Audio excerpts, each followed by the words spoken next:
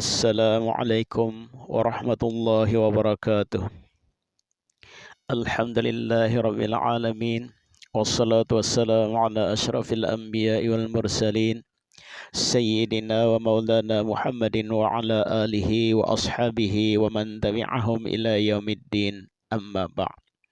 Hadirin jemaah mahligai ta'lim yang berbahagia. Puji syukur kepada Allah Subhanahu wa taala yang mana alhamdulillah pada hari ini kita berjumpa kembali dalam kajian kita kitab Mukhtarul Ahadisun Nabawiyah pada hadis yang ke-23, di mana hadis yang ke-23 ini berbunyi, ittaqu da'watal majrum fa innaha tuhmalu 'alal ghamam yaqulullah wa 'izzati wa jalali la ansurannaka walau ba'da hin.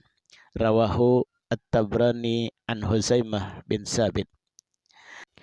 Hadirin jemaah mahligai ta'lim yang berbahagia, kalau kita cermati hadis di atas, hadis yang ke-23 ini ada hubungannya dengan hadis yang ke-20 yang berbunyi ittaqi da'watal majlum fa innaha laisa bainaha wa bainallahi hijabun. Nah, hadis yang ke-23 ini berbunyi sebagaimana diutarakan oleh Huzaimah bin Sabit. Qala Rasulullah sallallahu alaihi wasallam, ittaqu da'watal majlum fa innaha tuhmalu 'alal ghamam. Yaqulullah wa 'izzati wa jalali la ansurannak walau ba'da hinin. Dari Huzaimah bin Sabit dia berkata, Rasulullah sallallahu alaihi wasallam bersabda, takutilah oleh kamu orang-orang yang terjalimi. Takutilah oleh kamu doa orang-orang yang terjalimi.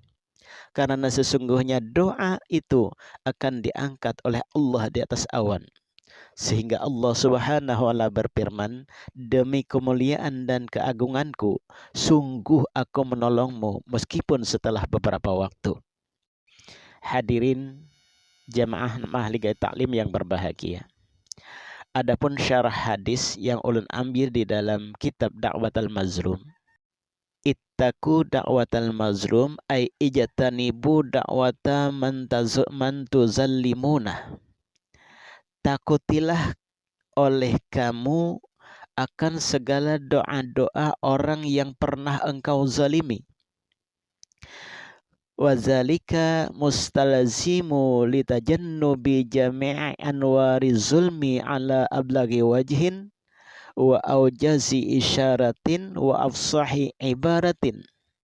Jauhilah doa dari orang yang kamu zalimi, dan itu mengharuskan untuk menjauhi semua jenis kezaliman dengan cara apapun. Artinya kita menjauhi doa orang yang terzalimi itu dengan cara yang paling jelas, atau dengan ada isyarat yang paling ringkas, atau ada ungkapan yang paling fasih. Karena jika dia menjauhi doa orang yang terzalimi, dia tidak akan berbuat zalim. Li'annahu idza ittaqi doa al-mazlumi lam yuzallim fahuwa ablagu min qawlihi la tuzallim. Karena sesungguhnya apabila dia menjaga atau memelihara dirinya dari doa orang yang terzalimi, pasti dia tidak akan berbuat zalim. Fahuwa ablagu min qawlihi la tuzlam, karena ini lebih kuat pengertiannya dari kalimat la tuzlam, jangan engkau berbuat zalim. Wa hadhihi naw'un syarifun min anwa'il badi'i yusamma ta'likan. Dan ini bagian daripada ilmu badi'. Kemudian hadis ini menekankan betapa pentingnya menjauhi kezaliman dalam bentuk apapun. Karena doa orang yang terzalimi itu memiliki kekuatan yang besar dan pasti akan dikabulkan oleh Allah Subhanahu wa taala. Meskipun ataupun mungkin pun membutuhkan waktu yang lama. Nah, oleh karena itu, setiap muslim diperintahkan untuk tidak berbuat zalim kepada siapapun. agar tidak mendapatkan akibat buruk dari doa orang yang terzalimi atau doa orang yang ia zalimi. Jadi, kalau alasan Allah Subhanahu wa taala membuat larangan tersebut dengan perkataannya karena sesungguhnya doa itu diangkat di atas awan, maka Allah memerintahkan untuk mengangkatnya hingga melewati awan. Itu artinya Allah mengangkat dan mengijabah doanya sampai kepada kehadiratnya yang maha suci.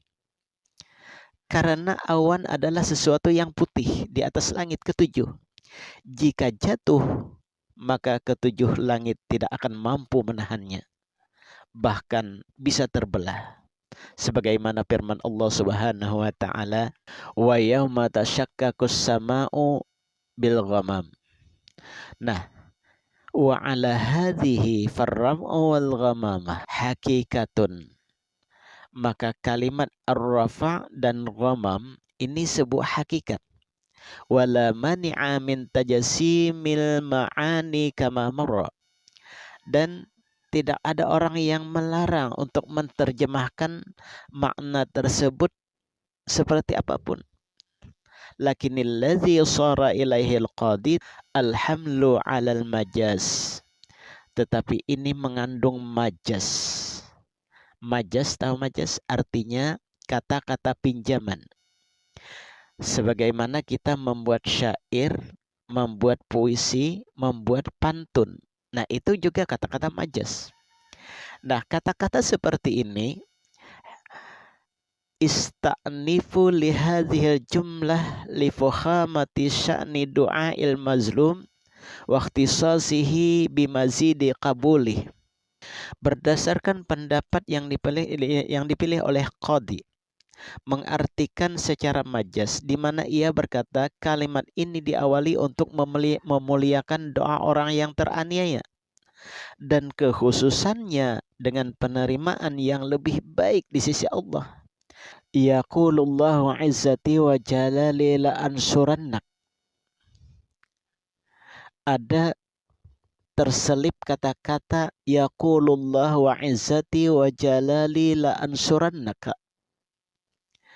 Dan ini digunakan atau kalimat ini diselipkan bila mil qasam dengan menggunakan lam kasam, bukan ba kasam atau waw kasam. Nah, kenapa hal yang demikian? Karena lam kasam ini adalah merupakan sebuah kepastian. Dan kepastian itu mutlak milik Allah Subhanahu wa taala.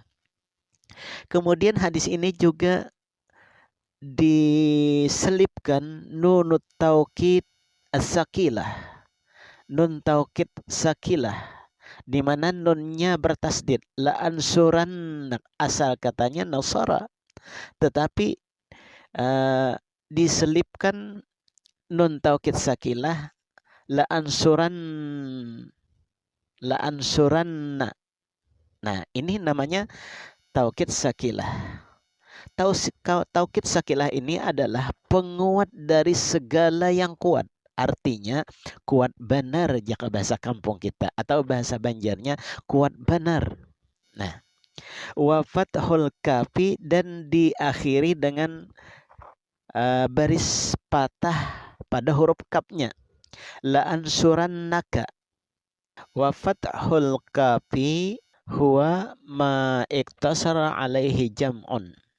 Fa in kana riwayati fa huwa muta'ayyinun wa illa fala mani'un minal kasri.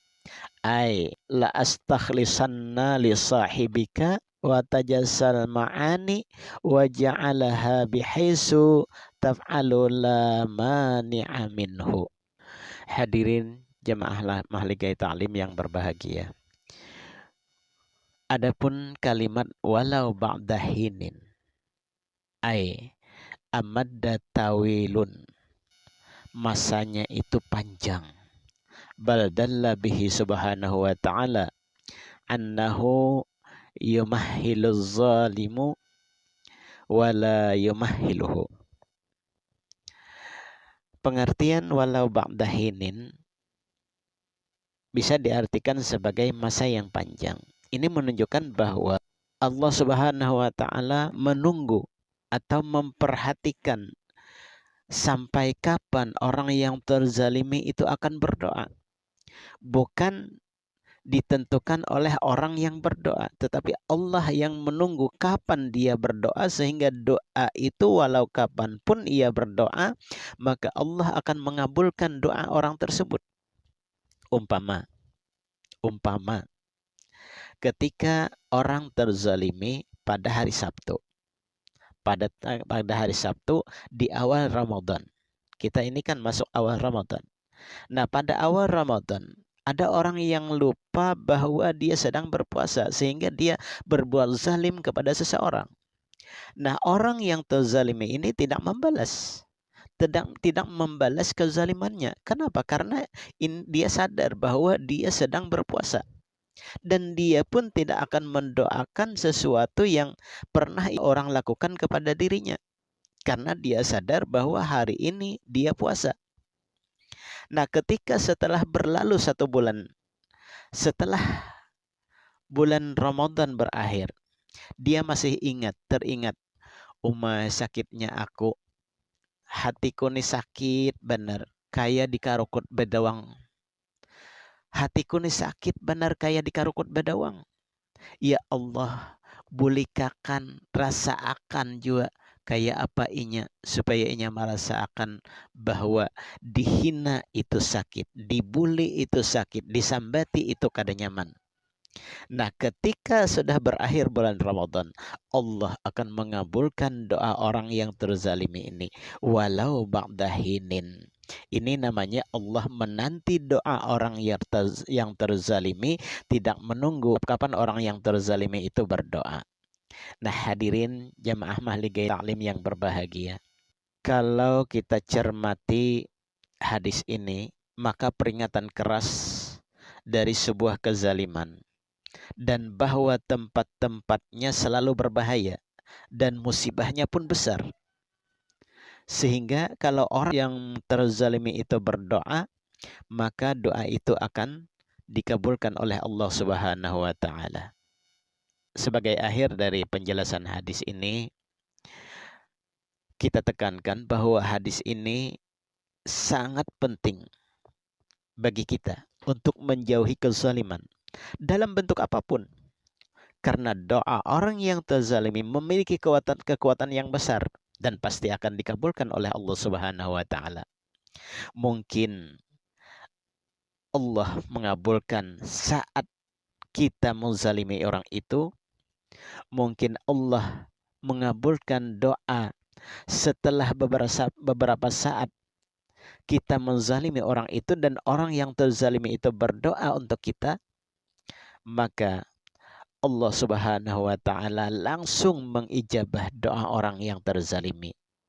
Jadi setiap kita yang menjadi muslim, setiap kita yang merasa muslim, ini diperintahkan untuk tidak berbuat zalim kepada siapapun, agar tidak mendapatkan akibat buruk dari doa orang-orang yang terzalimi.